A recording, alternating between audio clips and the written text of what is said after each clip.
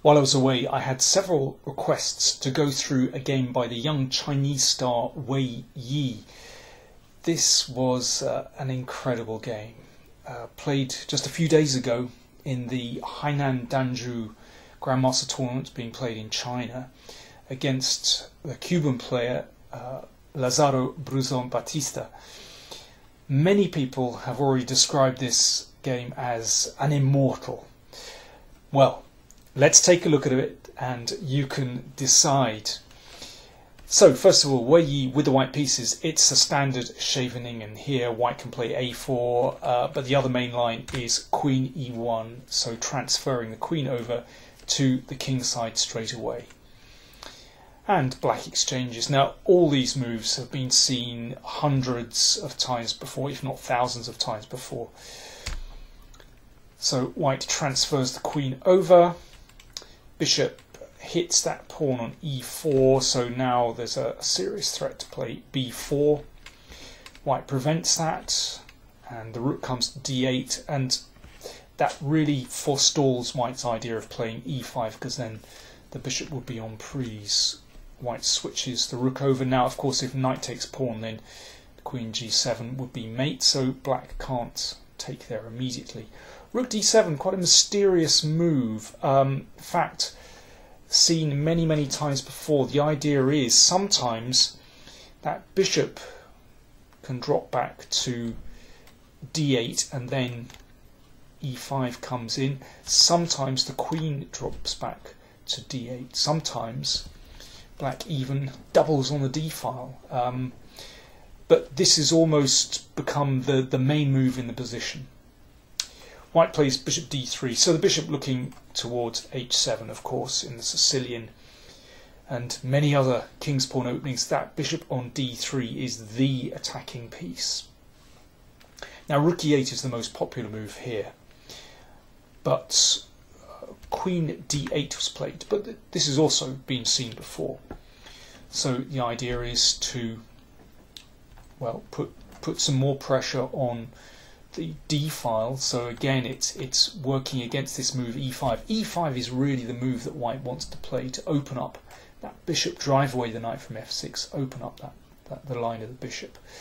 And sometimes that queen on d8 can help even with an exchange sacrifice. Queen h3, good move. So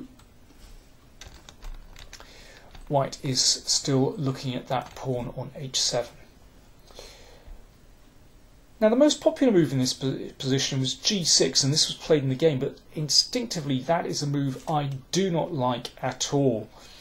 I would prefer to play h6, and this has also been played. I think this is a more reliable move, but okay, that leads the game into very different paths. g6 I really dislike. That weakens dark squares around black's king, and after f5, then I think f5 really hits the nail on the head. Well, first of all, there's a threat to take on e6. But you can see that with the pawn on g6, it's not possible for black to keep the position closed now. And I think this move really highlights the weak squares on the f-file. So, as I said, I think g6 is just a bad move. e5 played to close the position to a certain extent, so you can see that that bishop is locked in to some extent, but as we'll see, Wei Yi finds a way to open the diagonal for that bishop. And here this is already difficult. White wants to play the bishop into h6, then the rook will have to relinquish the f-file, and then that means that white can attack those weak points down the f-file. So already really unpleasant. I mean, I think knight h5 is perhaps an idea, perhaps to offer a pawn with knight f4 and at least get rid of that dangerous dark squared bishop. Rook e8 was played. This position, incredibly, to my eyes, has been seen before, and white has done pretty well with this move rook e2 with the simple idea of doubling on the f-file, and I think that's already highly unpleasant for black. But Wei Yi went a different way, and as we'll see, his way was fantastically strong. He exchanged on g6. Now I think this will leave black's king just too exposed here. So h takes g6 from a positional point of view looks correct, but it's these chronic weaknesses on the king side that are a problem. Now knight d5 was played. Now this is the first new move in the position, and it, as we're going to see, is unbelievably strong. Now many people were speculating whether this was some kind of opening preparation. I suspect not, actually. I suspect this was over the board inspiration. Now objectively the best move is to exchange bishop for knight, but this leaves black in a really, really difficult situation. All white's pieces are playing here, and it's very hard to untangle, and you know, white has so many different possibilities to sacrifice. Instead, Bruzon played knight takes knight. Now if this is recaptured, then bishop d5 covers f7, the bishop joins the defence on the king's side, and that is certainly playable for black. But of course this was not Wei's intention. He sacrificed the rook on f7. Now this is actually a very standard kind of sacrifice in these Scheveningen positions. The idea is to drag black's king up the board. So, you know, no marks for originality here. Of course, capturing is the only possible way for black. So white checks, and the idea is to drag black's king up the board. Very standard. Now if the king goes back, then of course that's checkmate. So the king really has to come up the board. White captures. Now if bishop takes, then this is very, very easy. So queen f7 mate threatened. That's an only move, and now it's very simple just to force the king over, and that's checkmate. So king takes d5. Now here's where it gets tricky. The king wants to drop back to c6. So for example, a careless check here would allow king c6, and now black's king surrounded by all its pieces. Well, black is just a rook up for nothing there. Here's where it starts to get brilliant. First of all, he buys himself some time. Bishop e4 check. Now this has to be taken. The king can't go back. It'll be checkmated very easily. The king has to take this. So this has dragged black's king further towards white's army. And here's a beautiful move. Queen f7. So first of all, we should say that queen f3 checkmate is threatened, but also it controls d5, preventing black's king from retreating. I should also say that there is another way to win this position. If you flick on your computer in this position, it will immediately spurt out the move c4. Incredibly, this also wins. This is very beautiful, that the main idea is after pawn takes pawn, now check, and the king actually doesn't escape to the queen side, because in that position that's checkmate. Incredible. I mean, there are other variations, but that's the main idea. But queen f7 played. Excuse me, just 1 second. And in many ways I find this more elegant, actually. So this queen just performs so many different roles here. So queen f3 mate threatened. Bishop f6 has to be played because of that. Now bishop d2 check. Wei clearly isn't sure what to do here, because he actually repeats moves.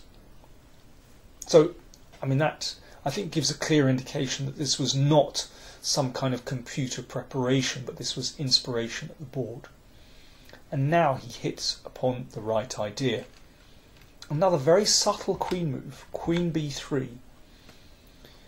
So the idea is queen d3 checkmate is threatened, but it still controls d5, preventing the king from retreating.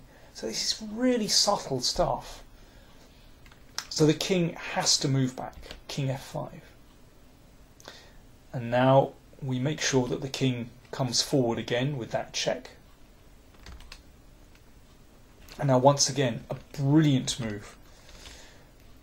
The queen moves to d3, threatening two checkmates. One is queen g6, and that will lead to mate, and the other is queen e2 check, will also lead to mate.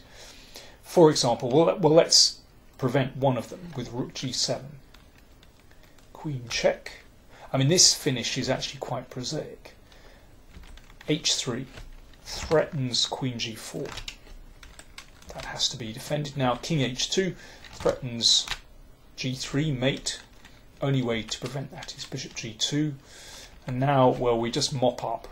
Basically, there is no defence here. First of all, we get the queen to a better position, and then rook g1 threatens all kinds of things. Well, bishop f2 for starters, and rook g4, and yeah, basically that's mate. So queen d3. I mean, this is so subtle. Black came up with bishop takes pawn check. That gets taken, and queen check. Okay, you've got to be careful here. But actually, the king drops back, and queen e2 and queen g6 are still threatened. Not to mention rook f6 in some positions is going to kill as well. So actually, this bishop sacrifice has only delayed the end. For example, if, well, let's say e4, then check, rook f4, we can do this by force here, and queen f3 is mate.